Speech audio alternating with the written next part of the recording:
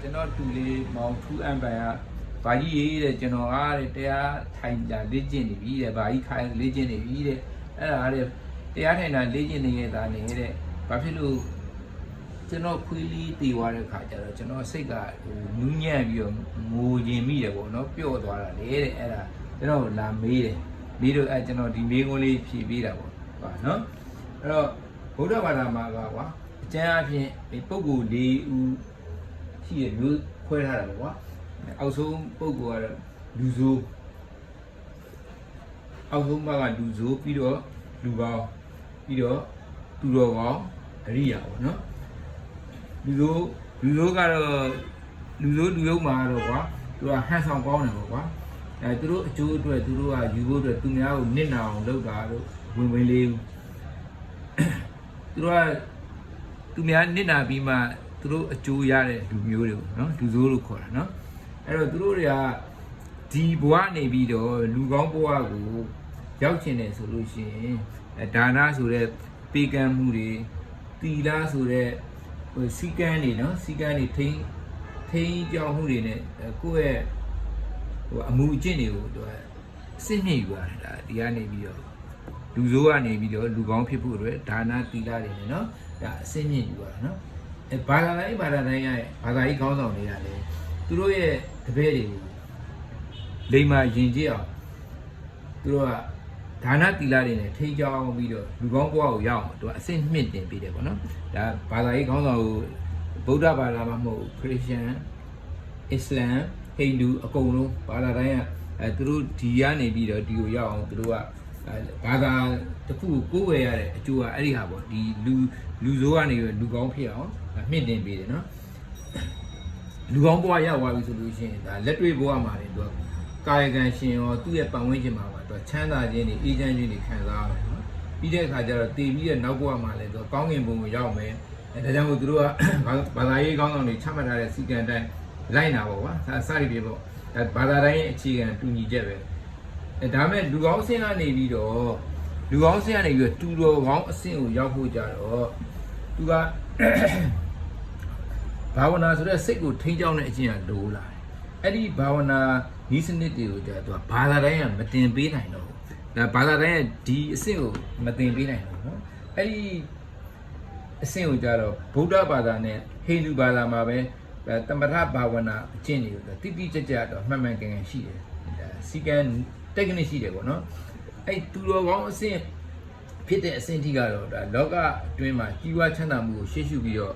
ဒါမျှော်လင့်ပြီးတော့လေ့ကျင့်တဲ့အကျင့်လို့မှတ်ထားမှာနော်ဒါဒီအထိကလောကထဲမှာအမြင့်ဆုံးပေါ့နော်အဲ့ဒီတူတော်ကောင်းအဆင့်ကနေပြီးတော့ဒီအရိယာအဆင့်ကြီးကိုတစ်ခါထပ်တက်ဖို့ကြတော့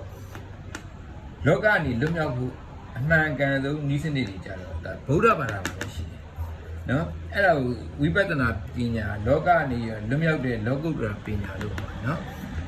အဲ့တော့အောက်သုံးဆင့်ကအခြားဘာသာတွေမှာနီးတွေအသီးသီးရှိပေမဲ့လောကုတ္တရာပညာဆိုတော့မှာတော့တနည်းအားဖြင့်လောကရဲ့အဘိဓမ္မာတရားတွေပေါ့နော်လောကအဘိဓမ္မာတရားတွေကတော့ဗုဒ္ဓဘာသာတစ်ခုမှာပဲရှိတယ်အဲ့ဒါကိုအရင်မှတ်ထားလိုက်နော်ဒါအရေးကြီးတယ်ဒီမှာပဲရှိတယ်ပုံကိုပြန်ကြည့်မယ်ဆိုလို့ရှိရင်လူဆိုးအစ်စ်မှာတော့သူကအနီရောင်နဲ့ပြထားတယ်တော့အကုသိုလ်တွေများတယ်ပေါ့ကွာအကုသိုလ်တွေများတယ်လို့သူကတစ်ခါတလေမှတော့ကုသိုလ်လေးတွေလုပ်တယ်အပြာလေးတွေလုပ်တယ်ပေါ့နော်ကုသိုလ်လေးလုပ်တယ်ဒါပေမဲ့နဲတယ်ပေါ့နော်ပုံထရလို့အပြာရောင်လေးတွေနောက်ပြီးတော့သူအဖြူရောင်လေးတွေရှိညံလဲပါတယ်ဒါပေမဲ့သူပါလာတဲ့အတိတ်ကပါရမီညံနေရသူကမီးခဲပြဖုံးတယ်လို့အကျိုးမပေးတာများတယ်ဥပမာကွာတင်းကူဆရာတော်ကြီးလို့ပေါ့လူဇိုးကြီးဖြစ်ပြီးတော့အတိတ်ကကျင့်ခဲ့တဲ့ပါရမီတွေကညံပါလာအသက်ကြီးမှသူက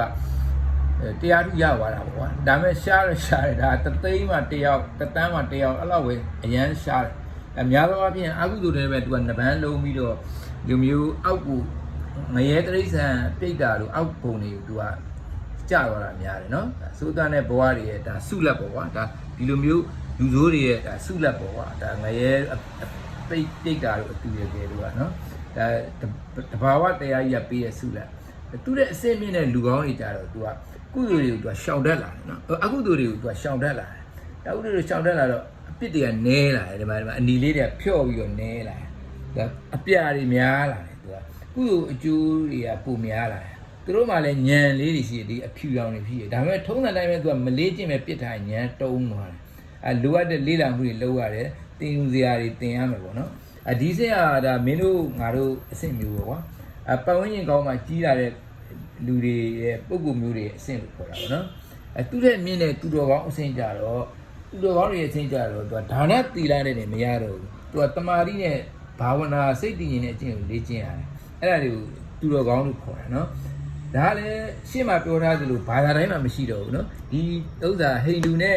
ဗုဒ္ဓဘာသာမှာပဲရှိတယ်နော်အခြားဘာသာတွေမှာမရှိဘူးနော်အဲ့ဒါကြောင့်မို့အရှိမပြတ်ထားသလိုဘာသာရေးမှာမရှိတော့လူစိုးစင်းကနေပြီးတော့လူတွေကအောက်ပုံတွေကိုရောက်သွားတာများတယ်ဒီအဆင့်ကနေပြီးအောက်ကိုရောက်သွားတာများတယ်နော်နောက်တမလွန်မှာကောင်းကင်ဘုံကိုရောက်တယ်ဆိုလို့ရှိရင်ရောက်ဖို့ဆိုလို့ရှိရင်တော့ဒီအဆင့်မှာသူကစနစ်တကျသူကလေ့ကျင့်ရတာကြီးပါတယ်စိတ်ကိုစနစ်တကျလေ့ကျင့်ရတာကြီးပါတယ်အဲ့လိုမျိုးလေ့ကျင့်ပြီဆိုလို့ရှိရင်သူကရောက်တဲ့ရမရောက်တော့ဘူးသူကပို့ပြီးတော့ဗြဟ္မဘုံဆိုဗြဟ္မဘုံနတ်ပြည်ဆိုနတ်ပြည်ဆိုတိတိကျကျကိုသူကရောက်တယ်ဒီမှာလေ့ကျင့်လို့ရှိရင်နော်အစင်းမြင့်နဲ့သူကတမာတိတွေအချိန်ပေးပြီးလေ့ကျင့်ရတယ်နော်အဲ့ဒီအစင်းမှာကျတော့အကုသိုလ်တွေကတော်တော်ရော့ပါတယ်ညံကောင်းတဲ့စိတ်လေ့ကျင့်ခန်းတွေသူကကျိုးစားတယ်လို့အကုသိုလ်တော်တော်ရော့ပါတယ်အရိယာအစင်းကြတဲ့ခါကျတော့စိတ်တည်ငြိမ်ုံနဲ့မရတော့ဘူးသူကဒီမှာပညာပါလာပြီနော်တမထကြတော့သူကတဏှာတဲ့ကိုသူကစိုက်ကြည့်ရတယ်ဒီတမထတမာရီကသူကတဏှာတဲ့ကိုစိုက်ကြည့်ရတ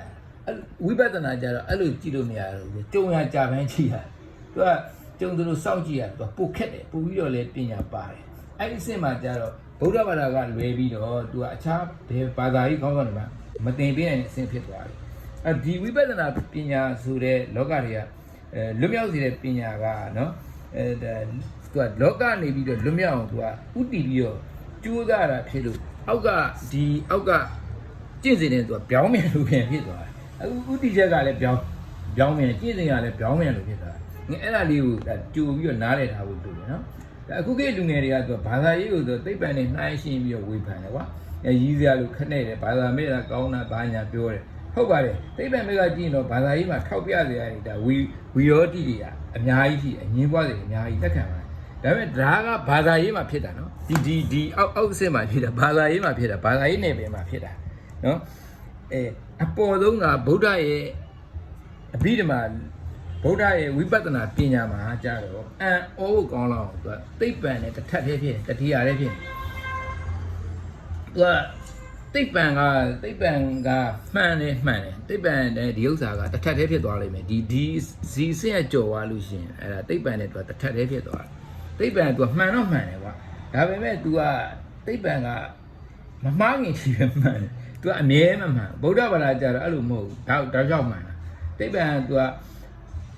ဒီဘာသာရေးမှာကြတော့ဒီအောက်ကဘာသာရေးတွေမှာကြတော့သိပ္ပံထောက်ပြရင် तू တော့မကြိုက်ဘူးเนาะသူတို့ကအပြစ်ရှိရဲ့ဘာညာဆိုသိပ္ပံကို तू ပြန်ပြောတယ်ဒါပေမဲ့ဗုဒ္ဓဘာသာကကြအဲ့လိုမဟုတ်ဘူးဗုဒ္ဓဘာသာကကြတော့လာခဲ့မင်းကြိုက်တဲ့ဥစ္စာညင်းခုံလို့ရတယ်ဝိပဿနာဝါဒလို့ခေါ်မင်းကြိုက်တယ်လို့မင်းအပြစ်ရှာလို့ရတယ်နော်မင်းစိန်ခေါ်ထားတယ်ပေါ့ကွာအဲဒါမို့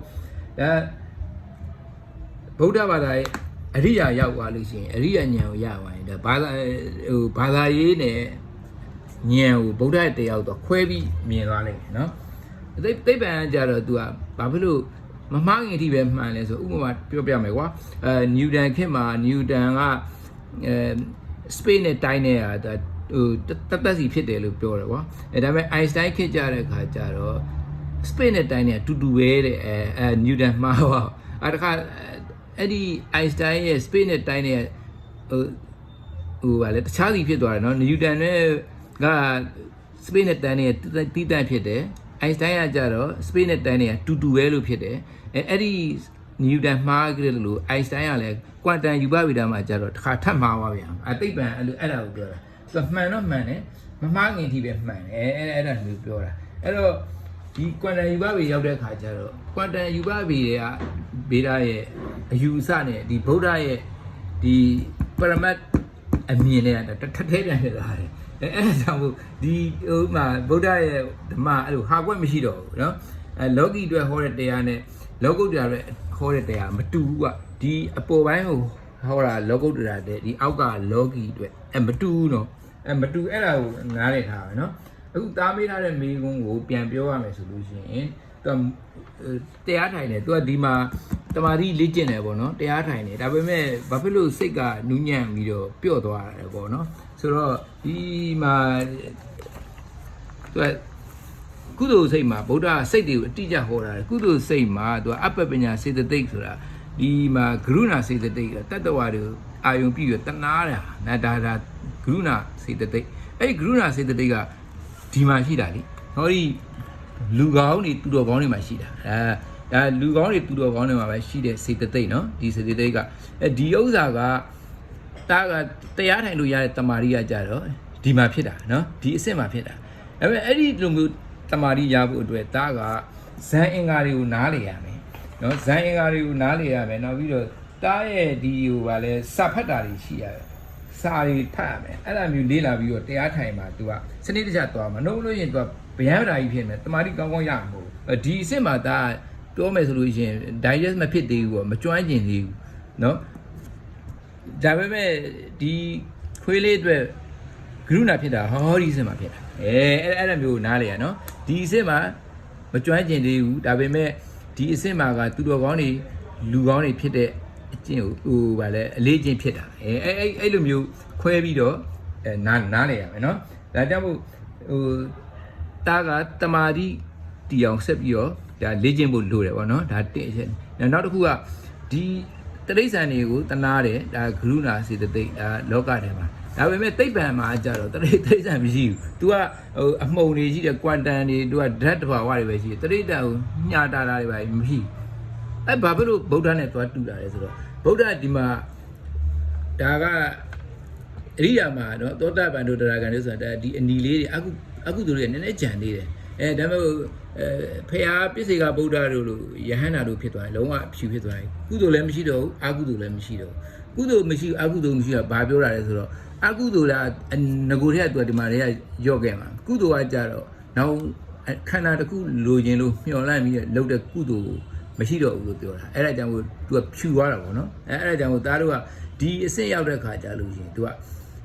message ဖို့စိတ်ဖြစ်တဲ့အချိန်မှာဒီအပ္ပမညာစေတသိက်နဲ့မရှင်းဘူးအရန်ထူးဆန်းတယ်တဲ့ဒီအပ္ပမညာစေတသိက်ဒီမေတ္တာတို့ဂရုဏာတို့ကဒီ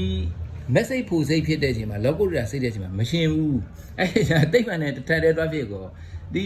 ဘာမှမရှိဘူးပုဂ္ဂိုလ်တ attva ကမရှိဘူးအဲ့လိုဖြစ်သွားတာအဲ့တော့သားတို့ကဒီအဆင့်ကိုစာလို့ပေလို့နားလည်ထားပြီဆိုလို့ရှိရင်တိတ်ပံနဲ့ဒါညင်းလို့မရတော့ဘူးနော်အဲ့လိုနားလည်ထားဖို့လိုတယ်နောက်ဒီမှာဗုဒ္ဓပစ္စေကဗုဒ္ဓယဟန္တာဒါဘာကွာလဲဆိုတော့အကုန်လုံးကတရားမြင်တာပဲဒါပေမဲ့ဒီပစ္စေကဗုဒ္ဓကဗုဒ္ဓသိတယ်လို့သူကစကလုံးပြည့်ညတ်တွေဝါဟာရတွေကိုနောက်အောက်ကလူလူမရှင်းပြတတ်ဘူးအဲ့ဒါပြဿနာဒီဗုဒ္ဓသဗ္ဗညုရဗုဒ္ဓကတော့ဒီသူ့ရဲ့တပည့်တွေယဟန္တာတွေကိုရှင်းပြနိုင်တယ်စကလုံးပြည့်ညတ်ဝါဟာရတင်နိုင်တယ်တင်နိုင်တော့ယဟန္တာတွေကနေတဆင့်အခုလိုမျိုးတဆင့်ရှင်းပြီးတော့တင်ပြပေးတဲ့အတွက်ငါတို့တွေကလူဆိုးစင်းကနေပြီးတော့လူကောင်းဖြစ်ခွင့်ရတယ်လူကောင်းနဲ့သူတော်ကောင်းဖြစ်ခွင့်ရတယ်သူတော်ကောင်းကနေအရိယာဖြစ်ခွင့်ရတယ်နော်ပြစ္ဆေကဗုဒ္ဓတွေကဖျားမပွင့်တယ်သူကပွင့်အောင်သူကကြိုးစားလို့ရတယ်ဒါပေမဲ့အဲ့ဒီပြဿနာကသူဗုဒ္ဓရဲ့သင်ပေးလိုက်တဲ့တရားတွေကိုသူကပြန်မပြောတတ်တော့ဘူးအဲ့ဒီတော့ဒိုးတွေကထူးထူးခြားခြားကံကောင်းတာကဖျားပွင့်တဲ့အချိန်မှာလူလာဖြစ်တယ်ဖះရဲ့ဒီစကလုံးပြည့်ညတ်တွေဖြစ်တဲ့အဘိဓမ္မာတွေပါတွေကိုသူကတင်လို့ရတယ်တင်ခွင့်ရတယ်အဲ့တော့သားတို့ကဘာလုပ်ရမလဲစာမဲမဲဖတ်ရမယ်အဘိဓမ္မာတင်ရမယ်တင်တဲ့ခါကျတော့အဲ့ဒီကနေပြီးတော့စကလုံးပြည့်ညတ်တွေကယဟန္တာတွေဟွာတွေကနေတဆင့်ဆရာတော်တွေနဲ့တဆင့်ဆင်းလာပြီးဒုစီရောက်လာမယ်ဒုစီရောက်လာတဲ့ခါသားခုနကပြောတဲ့ပြဿနာမရှိတော့ဘူးဘာဖြစ်လို့တမာတိတည်ရတာနဲ့တမာတိမတည်ဘူးဟိုစိတ်တက်ကမမာပဲနဲ့ပြော့ရတာလေဆိုတာအဲ့ပြဿနာအဲ့အဖြစ်အမှထွက်လာเนาะအဲ့ဒီအချိန်မှာကြာလို့ရှိရင်ဒီတမာတိဘာလို့ဖြစ်တယ်မပြိုပါလဲမခိုင်မြဲလဲဆိုတော့အမှားတွေအားနည်းချက်တွေအဲ့ဒီမှာတွေ့လိုက်မယ်အဲ့ဒါကြောင့်စာဖတ်ရမယ်အဘိဓမ္မာသင်တန်းလေးကိုအကျဉ်းချုပ်ဖြစ်ဖြစ်အလုံးကိုသင်ရမယ်เนาะစာအထိုက်လျောက်တော့သင်မှဒါဗုဒ္ဓရဲ့ဟိုဟာတွေပေါ့အဲ့လေစကလုံးပြည့်ညတ်တွေကိုနားလည်ခွင့်ရမယ်เนาะနောက်ဘယ်တော့မှဒီမင်းဘဝမှာတန်တရားမှာနောက်တစ်ချိန်ပြန်စုံဖို့ဆိုတာအခုလိုအခွင့်အရေးစုံဖို့ဆိုတာမလွယ်ဘူးเนาะကဲအဲ့ဒါဆိုကျင့်တတ်တော့เนาะကျေးဇူးတင်ပါတယ်เนาะ တာဓုတာဓုတာဓု